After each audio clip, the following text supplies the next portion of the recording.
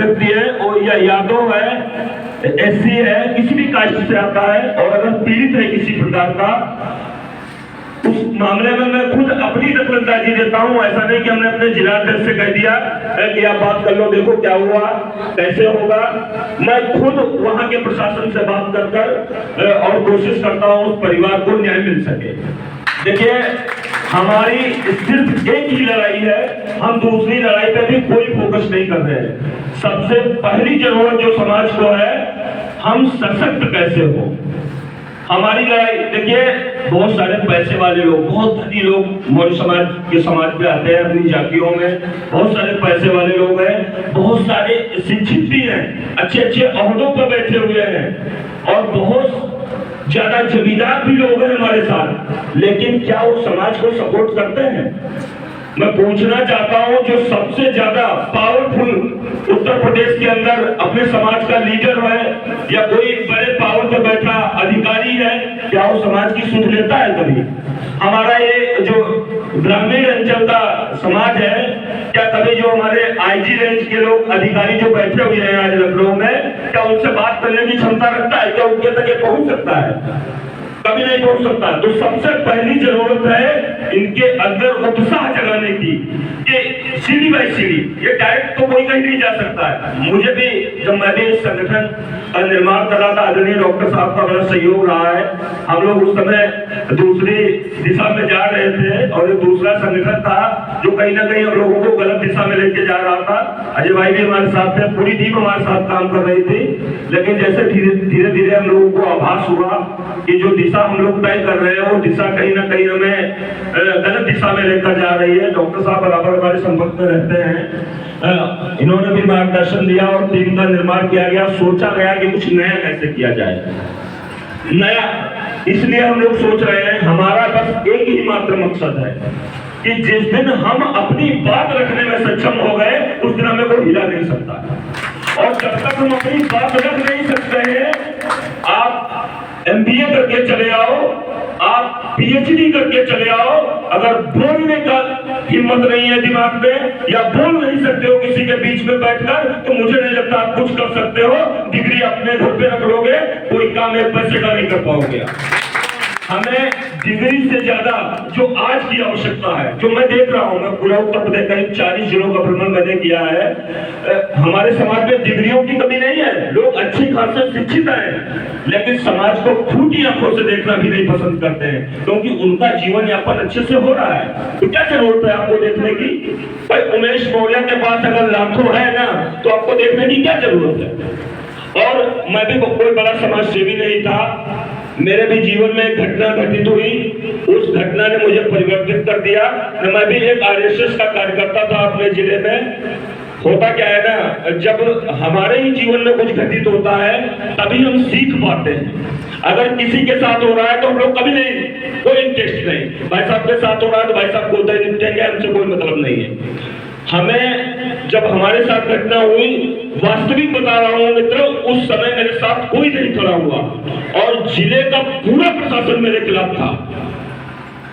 लेकिन बहुत लंबी घटना हो जाएगी, तो उसी घटना से मेरे अंदर परिवर्तन आया कि अगर जब मैं एक शिक्षित व्यक्ति, एक लॉयर हो के अगर मैं अपने आप को सुरक्षित नहीं कर सकता हूं, तो एक खेत में काम करने वाला व्यक्ति कैसे सुरक्षित होगा? हम लोगों ने सोचा कि बहुत बड़ा मूवमेंट नहीं बनाया जा सकता, क्योंकि आप सभी लोग जानते हो किसी भी मूवमेंट को चलाने के लिए हमारी आर्थिक स्थिति जो है वो मजबूत होनी चाहिए और अपना समाज जो हमारी यूनिटी है वो मिडिल क्लास से ही है। हम लोग बहुत नॉर्मल परिवार से सभी लोग हैं, कोई बड़ा आदमी नहीं है। और संगठन का सबसे बड़ा जो श्रेय है वो किसी से 2 रुपया आज तक संगठन चंदा नहीं लिया है। 3 साल संगठन काम करते हो गया है।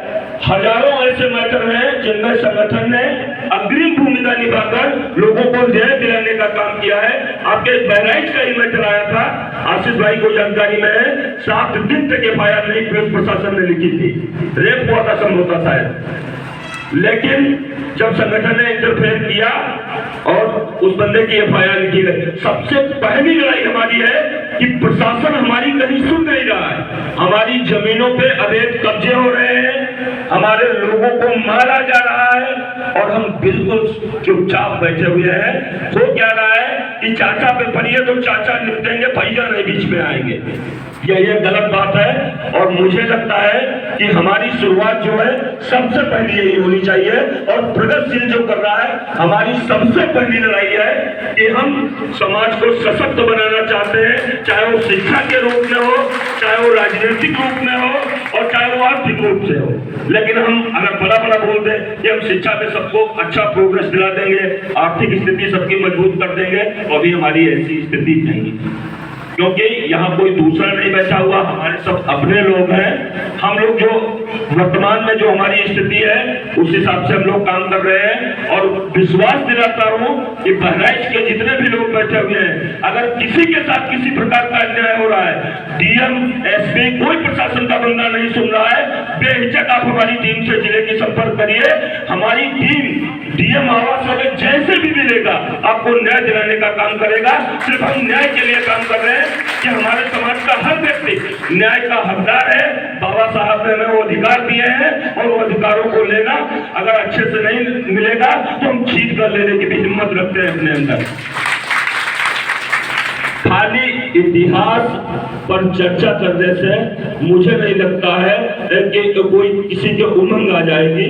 अगर हम पीड़ित हैं और सच में हमें कोई सपोर्ट कर रहा है तो हमें उसकी चर्चा आज करनी है, क्योंकि ये आधुनिक भारत है और आधुनिक भारत के अंदर अपने बाजुओं की ताकत पर आगे बढ़ने का हौसला होना चाहिए। इसके अलावा कुछ भी नहीं कर सकते हो। जब तक आधुनिक भारत में अपनी ताकत को प्रदर्शित नहीं कर सकते हो आप बिल्कुल निर्धार, आप चाहे जितने बड़े शिक्षित हो और चाहे जितने बड़े पैसे वाले हो, कुछ भी नहीं कर पाओ। बहुत सारे ऐसे पैसे वाले लोग हमें मिलते हैं जो पैसे वाले तो बहुत हैं, अच्छे ओहदे पे भी बैठे हैं, लेकिन प्रशासन के बीच में लड़ नहीं पा रहे हैं। कुछ उनकी मजबूरियां हैं, उन पर चर्चा करना ठीक नहीं है।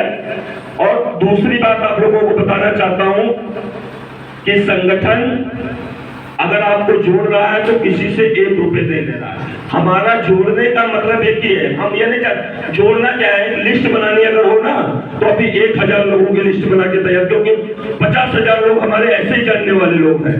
हम जोड़ना ऐसे व्यक्ति को चाहते हैं जो साथ रहकर संघर्ष कर सके।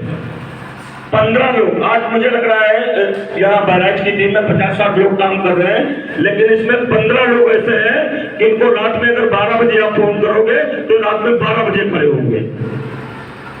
तो हमें जरूरत है, जैसे संविधान की, आधुनिक भारत है, यहाँ पे तलवार से ज्यादा संविधान की आवश्यकता है। ये बात हम लोग जान रहे हैं बहुत अच्छे से। जिसको संविधान का ज्ञान है उसे तलवार की आवश्यकता नहीं है, लेकिन कहीं ना कहीं जरूरत है, उसे समझने की जरूरत है कि वो मंच से सारी बातें शेयर करना उचित नहीं होता है।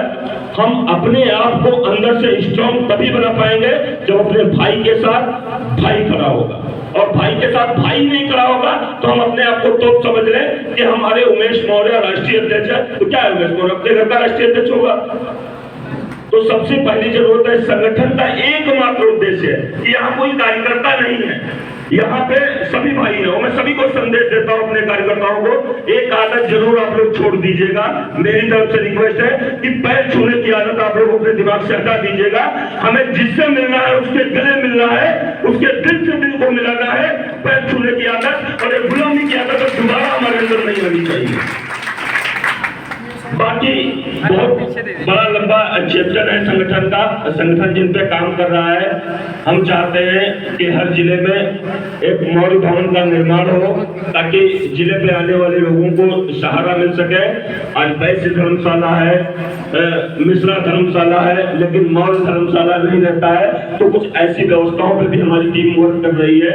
अभी बहुत ज्यादा प्रोग्रेस तो नहीं हो पाया है, लेकिन वर्क कर रही है हमारी टीम। हम चाहते हैं कि प्रतिवर्ष कुछ कन्याओं की शादी करवाई जाए। हम समाज को एक संदेश दें कि दहेज से थोड़ा सा परहेज करें। एकदम नहीं परिवर्तन कर सकते, हम कहते हैं कि हम भारत को एक बड़े बदलाव की ओर ले जा सकते हैं, तो मुझे नहीं लगता है कि इतनी जल्दी बदल सकते हैं। सबसे पहली आवश्यकता है कि जो बदलाव है ना वो हमें अपने आप से प्रारंभ करना होगा। जब मेरा बच्चा शादी करने वाला होगा, अभी तो बहुत छोटा है, मैं आई प्रोमिस इस मंच के थ्रू ये प्रोमिस करता हूँ कि 2 रुपए का मैं दहेज अपने बच्चे की शादी में नहीं लूंगा, और बहुत छोटे तरीके से उसको निपटाऊंगा, क्योंकि ये शुरुआत मुझे, जब मेरे भी बच्चे शादी करने वाले नहीं है तो इसमें बहुत बड़ा कमिटमेंट मैं नहीं कर सकता हूँ। सॉरी, इसके लिए क्षमा चाहूंगा। हमारी टीम इसमें भी काम कर रही है कि हम लोग दहेज पे थोड़ा सा अंकुश लगाएं, क्योंकि आज MBA की लड़की, अगर आपकी लड़की MBA की है और उस परिवार ने बड़ी मुश्किल से उस बच्ची को MBA करवाया है, तो उसके योग्य पर ढूंढने में मुझे लग रहा है कि बहुत मेहनत करनी पड़ रही है उस परिवार को, क्योंकि अगर MBA की आप तलाश करोगे तो उतनी हस्ती नहीं, क्योंकि जो हस्ती आपकी थी वो बेटी को पढ़ाने में लगा दिया आपने। बेटियों का हक है, और मुझे लगता है कि दहेज पर भी थोड़ा सा हम काम कर रहे हैं और आगे भी करेंगे। बाकी सबसे पहली लड़ाई हमारी यही है कि समाज को एक मजबूत ताकत बनाई जाए, हर भाई एक दूसरे भाई के साथ खड़ा हो। मेरा मात्र एक उद्देश्य है, मैं यहाँ तक आया हूँ तो मैं आप लोगों को भाषण सुनाने नहीं आया हूँ, क्योंकि बहुत से नेता नहीं हूँ, मैं एक नॉर्मल परिवार से हूँ। मेरा एकमात्र उद्देश्य है कि आप भाई भाई के साथ खड़ा होना सीख लें, कोई भी ताकत तुम्हें हिला नहीं सकती है। सरकार चाहे जिसकी हो, चाहे जिसकी सरकार, आज आप समझ लीजिएगा कि आदरणीय केशव प्रसाद जी डिप्टी CM उत्तर प्रदेश के हैं, सबसे ज्यादा हत्याएं किसकी हुई है उत्तर प्रदेश के अंदर? मौर्य शाक्य सैनी कुशवाहा की हुई है। लेकिन आज यादव सत्ता में नहीं है, लेकिन क्या यादव को कोई झुका सकता है? उनके अंदर एक साहस पैदा हो गया है कि हम एक दूसरे के साथ खड़े हो जाएंगे, लेकिन हमारे लोग एक दूसरे के साथ खड़े नहीं हो रहे हैं। और इस संगठन के माध्यम से हम कोशिश कर रहे हैं कि एक दूसरे के साथ हम खड़े हों, लोगों को ताकत दें, ताकि जो पीछे घटनाएं हुई हैं उनकी पुनरावृत्ति न हो। बाकी बहुत ज्यादा चर्चा ठीक नहीं है, क्योंकि समय का अभाव है। मुझे भी 200 किलोमीटर जाना है, और एक बार पुनः मैं पूरी बहराइच टीम का तहे दिल से आभार व्यक्त करता हूँ। आप सबने इतना संघर्ष, इतनी मेहनत, आज 7-8 दिन हो गया, मैं देख रहा हूँ हमारी टीम रात दिन चल के जो ये संख्या आई है इनको एकत्रित करने का काम किया है। और मैं चाहूंगा कि जो पूरा वक्तव्य आप कार्यक्रम में सुन रहे हैं, चाहे किसी भी वक्ता का हो, सिर्फ उसको सुनने के बाद निकालना नहीं। अगर 2% भी अमल कर गए आप उस पर, केवल 2%, चाहे आदरणीय वकील साहब का हो या डॉक्टर साहब का हो, बहन जी का हो या अदर मित्रों का हो, अगर 2% भी आप अमल कर गए तो हमारा यहाँ आना जो है वो सार्थक हो जाएगा। आप लोगों से अनुरोध है कि थोड़ा सा संगठन को सपोर्ट करिए।